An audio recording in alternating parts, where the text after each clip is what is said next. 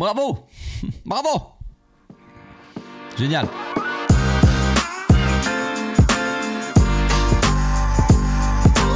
Au passage, n'hésite pas à nous rejoindre si c'est pas encore fait et à partager la chaîne autour de toi, ça fera plaisir à tonton. On l'a fait les amis, on a réussi, on s'est flingué le match tout seul comme des grands garçons, c'est magnifique, c'est beau. On avait peur du Celta Vigo, on avait peur de Iago Aspas, on avait peur du stade Balaidos de Celta Vigo, on s'est dit oh c'est vrai qu'on a toujours du mal là-bas. Mais cette fois-ci, on s'est dit et pourquoi pas se rajouter un petit peu de complications et vraiment perdre ce match, ou en tout cas perdre cette victoire, mais pour moi c'est quand même une défaite, hein. Je le ressens comme ça. Pourquoi pas se le faire tout seul, vraiment vraiment se mettre nous-mêmes des bâtons dans les roues, tu vois. T'es en pleine descente à vélo vers la victoire, en bas t'as la victoire, tu sais, et t'es à vélo comme ça. Tu files tout droit quoi, le mec derrière toi il est loin, et t'as un bâton d'un coup dans la main tu vois, et tu te le mets dans les roues, et tu t'écrases par terre sur le sol comme une Iago Aspas.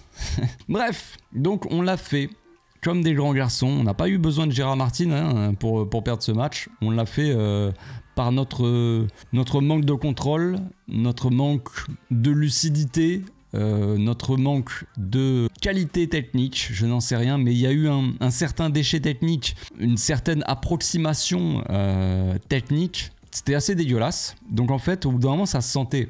Depuis le début du match, il y avait des passes ratées, des relances, des contrôles un peu longs, des passes, c'était de ça à côté, tu vois, mais c'était pas précis, ça manquait de cette petite précision. Donc on s'est dit, ah attention quand même, attention. Et au début, on s'est dit, ça va. Enfin, moi, je me suis dit, hein, sur mon canapé, je me suis dit, bon, certes, dans le jeu, c'est pas incroyable, c'est pas grave.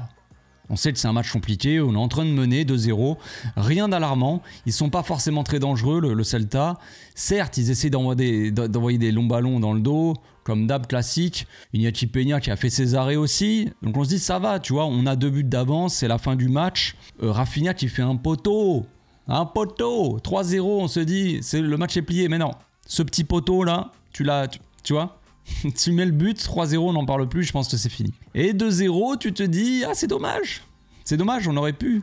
Là, le match, il est plié. C'est bon, tu rentres à la maison, c'est fini. Tu peux arrêter le match là, c'est bon. Et tu as ce manque de chance, tu vois.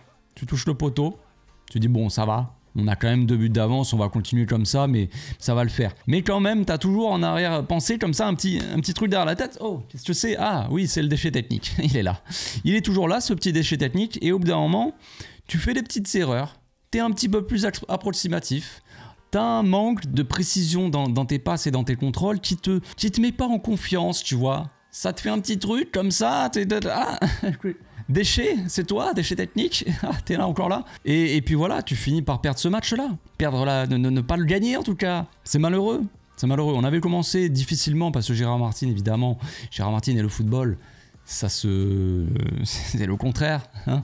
Donc c'était compliqué, on le savait, on en avait parlé dans le live d'avant-match. Gérard Martin titulaire, Baldé n'était pas prêt à être titulaire. Ah, pourquoi pas Baldé n'est pas prêt à être titulaire physiquement, il n'était pas prêt à jouer. Mais pourquoi? Parce que c'est comme ça, physiquement il n'est pas apte. Hector Fort, il revenait un peu de blessure, donc on s'est dit peut-être que c'est pour ça aussi qu'Hector Fort n'est pas titulaire. Voilà, il peut pas jouer peut-être tout un match, c'est compliqué. Mais peut-être qu'il aurait dû être titulaire et jouer une partie du match et mettre plus en fin de match Gérard Martin. Bon, je sais pas, vu la fin de match du Barça là, on se dit que ça aurait été pas forcément ça aurait pas été une bonne chose non plus. Mais on aurait pu le voir comme ça.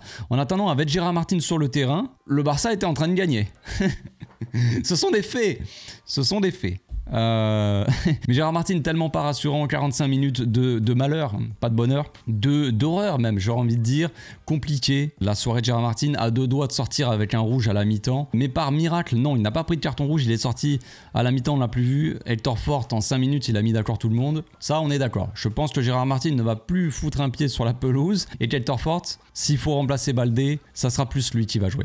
Je pense qu'on en est là, hein. Et je pense pouvoir m'avancer à dire ça parce que vu le niveau de Gérard Martin qui est proche de moins je sais pas combien, mettre Hector Fort paraît une évidence. Ça paraît une évidence maintenant après ce match-là. Et ça, c'est une leçon qu'on peut retenir. On avait des questions avant le match. Comment allons remplacer Lamine Yamal? Je ne sais pas si on peut dire qu'on a les solutions, les réponses par rapport à ça, mais en tout cas, maintenant on a des réponses, on en a d'autres. Gérard Martin ne doit plus mettre un pied sur la pelouse. Mais bon, il y en a qui vont me dire, on l'avait déjà cette réponse. Je sais, mais C'est comme ça. Là, c'est définitif, je pense, c'est bon, c'est sûr. Rafinha a joué à droite, sans forcément, on reviendra demain en image avec l'analyse.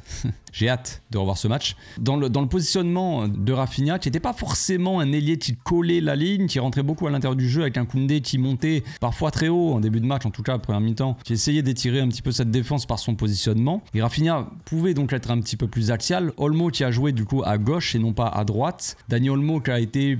Ça a été assez compliqué pour lui de jouer dans cette zone-là. Il n'a pas été aussi bon que d'habitude. Moi, je pense qu'il a... C'est pas qu'il n'a pas été bon dans le sens où il n'était pas à l'aise à ce poste-là, c'est que je pense qu'il avait moins de liberté. Quand il joue dans l'axe, il a beaucoup de liberté. Il joue un petit peu là où le vent le mène. Voilà, il est comme ça. Mais à gauche, il était un petit peu obligé de rester un peu plus dans cette zone-là. Du coup, il avait moins de liberté sur le terrain et du coup, je pense qu'il était un petit peu moins à l'aise et on l'a moins vu du coup être important dans ce match-là. Maintenant, il a quand même fait un match correct où il a apporté, il a tenté des belles passes, des combinaisons, tout ça. C'était pas un match catastrophique de la part de Olmo. Je trouve pas. Il a été plus neutre que d'habitude, mais il n'a pas été spécialement mauvais. Gérard Martin a fait un mauvais match, par exemple. Olmo n'a pas fait un mauvais match. Diaby, pour moi, en première mi-temps, a été excellent.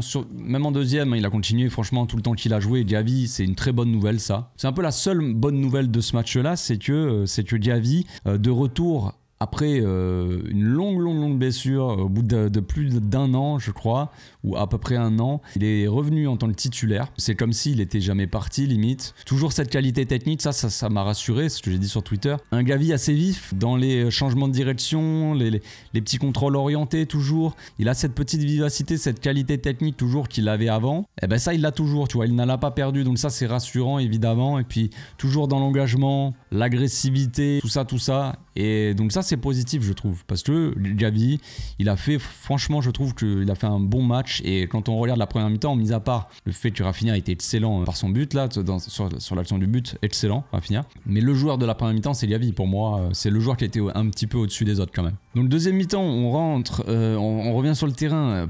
Plus de Gérard Martin et Hector Fort. Moi, je me dis, Hector Fort, il va monter un petit peu plus, il va être un peu plus offensif. Donc Olmo va pouvoir rentrer un peu plus dans l'axe et se faire un petit peu plus plaisir. Bon, pas tant que ça finalement. Et puis est venue les bêtises. La première bêtise de Casado, qui a pris un rouge. Ça, c'était évident parce que Gérard Martin, il a échappé de peu. Mingueza aussi, il a fait un tacle assassin sur Rafinha, il lui a écrasé la cheville. Rien. Mais Gérard Martin aurait pu prendre un deuxième jaune en première mi-temps. On y a échappé de peu. Là, l'arbitre...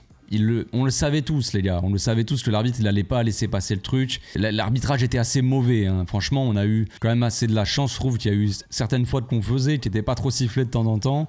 Donc voilà. Mais on sait que cet arbitre est généralement assez mauvais. Donc ça n'a pas vraiment changé en soi. Mais le rouge est mérité de la part de Casado. Le deuxième jaune qu'il fait, il fait une faute totalement bête et inutile. Ça sert à rien. On mène 2-0 et tu vas faire ça alors que ça n'a pas de sens. Franchement, ça n'a pas de sens. C'est un peu comme le carton rouge de Ronald en soi contre le PSG. Tu laisses... Bon, Ronald, c'était bien plus tôt dans le match, mais tu laisses tes coéquipiers à 10 pour la fin de match et ça redonne un petit coup de boost à cette équipe du Celta qui va se dire, bah, tu vas aller motiver, tu vois, ils sont un en plus, ils sont en supériorité numérique, donc voilà, on va pousser.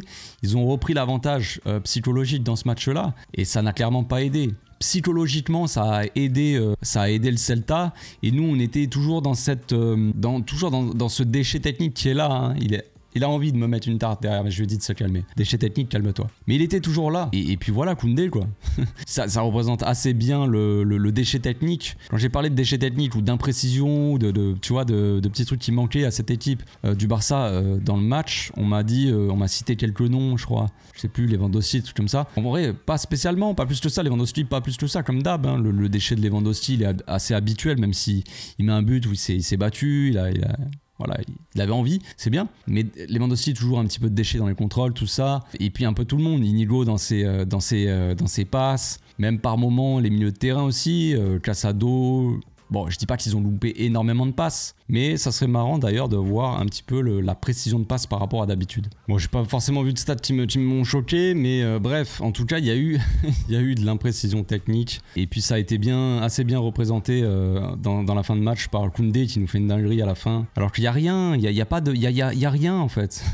Le Celta s'est procuré énormément d'occasions. Hein. Franchement, en termes de buts attendus, ils sont au-dessus du Barça. Barça, il y a 1 et quelques et le Celta Vigo est à 2 et quelques. En soit, si on regarde regardes les buts attendus, les expected goals, le Celta est censé gagner ce match en soi, simplement dans les statistiques. Mais les statistiques ne te font pas gagner un match non plus. Mais voilà, Koundé, son action, elle est lunaire. Elle est lunaire. Autant pour moi, la faute de Casado, elle est lunaire. Jamais de la vie tu dois faire ça ici. Jamais de la vie tu dois faire cette faute, ça sert à rien. Tu gagnes 2-0, tout simplement. Donc ça a été un enchaînement de mauvais choix ou d'imprécisions, quoi. Les imprécisions sur le terrain, les mauvais choix des joueurs et du coach aussi, au final. Parce que sortir Casado après un rouge, mais sortir Pedri, par exemple, un mec comme Pedri, le sortir, alors tu le préserves pour la fin de la saison, mais sortir des mecs comme ça, ou même comme Dani Olmo, mais Dani Olmo c'est un peu plus tard, je crois. Après Gavi, ouais, Gavi il était obligé de le sortir pour moi et il était pas censé jouer autant. Mais Pedri, tu fais sortir un mec comme Pedri qui t'apporte ce contrôle et cette qualité de passe, parce que c'est un des seuls